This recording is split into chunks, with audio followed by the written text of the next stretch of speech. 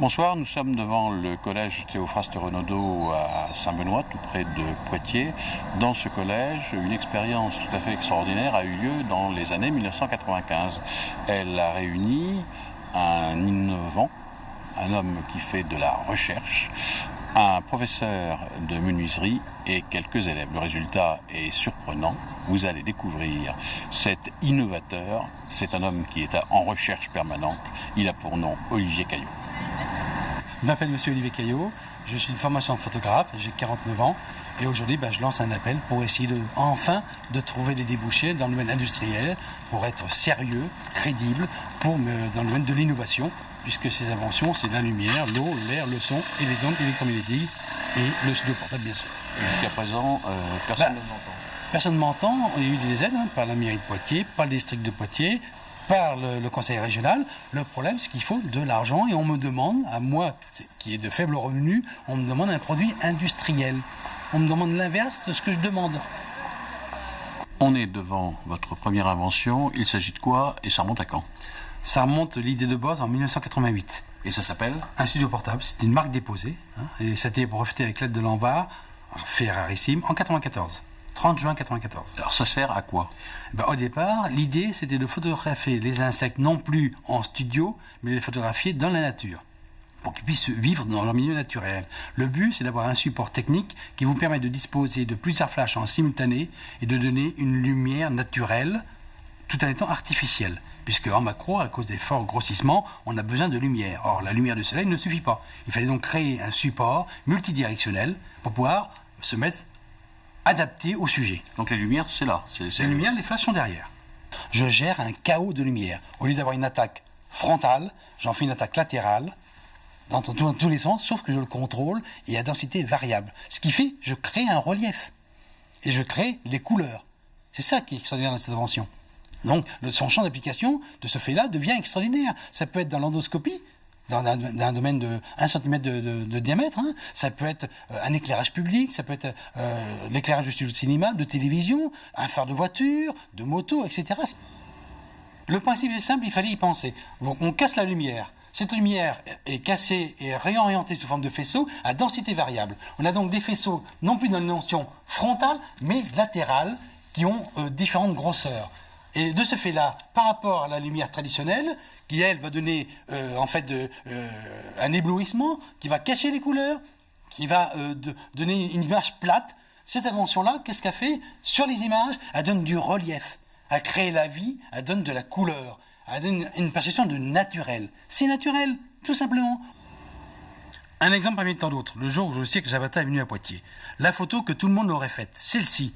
On voit les reflets donc sur les barreaux, on voit le tigre à l'intérieur, c'est la photo que tout le monde a faite.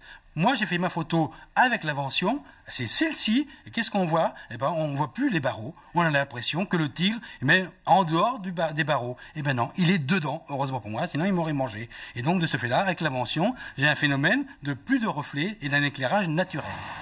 Olivier Caillot, vous l'aurez facilement compris, est un passionné. Il aime partager ce qu'il a appris, il montre avec ferveur les avantages de sa boîte à images. Il faut l'avouer, les résultats sont plutôt probants. Regardez le relief, ici on voit bien que c'est un rond. On voit bien l'effet de profondeur. Ici, regardez, on voit le moindre pli sur la chemise, on voit le relief de la main, on voit la profondeur. Ici, on voit bien les cornichons, on voit bien les olives, on voit la dame. Il y a un effet de relief sur ces images-là. Nous sommes dans l'atelier de menuiserie de la section d'enseignement général et professionnel adapté du collège Théophraste Renaudot de Saint-Benoît début 1995. Un enseignant passionné et un groupe de 8 élèves ont aidé à la fabrication du studio portable et de la boîte à lumière. Les élèves...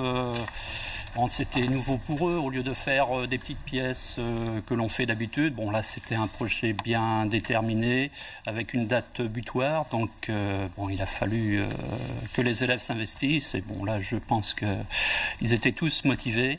Et ensuite, ils ont été contents du résultat, quoi.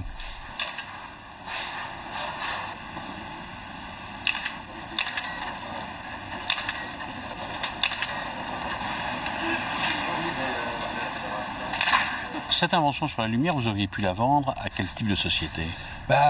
Tout ce qui concerne la lumière, c'est-à-dire Philips, Mazda, tout ce qui est fabricant de projecteurs en tout genre, on va dire, et puis dans le domaine de la photographie, entre autres. Vous leur avez proposé? J'ai proposé, bien sûr, à tout le monde, depuis 1995, tout le monde est au courant, mais tout le monde me demande un produit industriel.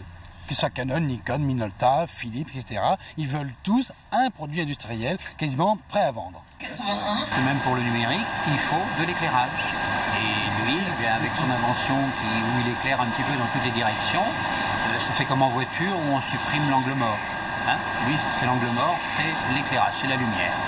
J'ai eu l'occasion depuis maintenant 18 ans que je fais de la photo, de faire un petit peu toute photo, et les siennes ressortent vraiment du lot, parce que on n'a pas d'ombre derrière, et le sujet se détache nettement. À quoi ça sert en France aujourd'hui d'être innovateur? Pas grand-chose, sinon être dans la misère, à survivre tous les jours, parce que la France n'a pas encore compris que la vraie innovation, elle est dans la France d'en bas. C'est simple, elle est dans la France d'en bas. Il faut bien que les gouvernements comprennent qu'aujourd'hui, il faut dans les instances gouvernementales de l'envers, il faut qu'il y ait des inventeurs, des représentants des inventeurs, parce que l'innovation, l'avenir, elle est dans la collégialité. Elle est l'association des techniciens du CNRS avec les vrais innovateurs de la base.